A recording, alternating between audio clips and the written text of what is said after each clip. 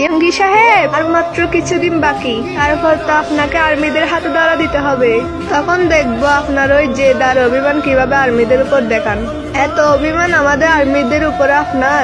আপনিই তো আমাদের সেই আইডল যে কিনা আমাদের আর্মিদের 2 বছর দেখবেন না বলে স্টেজে কান্না করতে করতে অজ্ঞান হয়ে গেছিলেন। আপনিই তো আমাদের সেই আইডল ইয়ঙ্গি সাহেব। আমাদের আর্মিদেরকে লুকিয়ে লুকিয়ে দেখতেন আর নীরবে ভালোবাসতেন।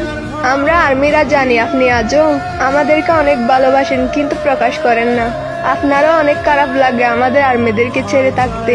শুধু আপনার ওই যে দার অভিমান আমাদের সবাইকে দূরত্ব বাড়িয়ে দিয়েছেন। প্লিজ আমাদের আর্মিদেরকে ক্ষমা করে দিন আপনি। আপনাকে ছাড়া আমরা আর্মিরা অসম্পূর্ণ।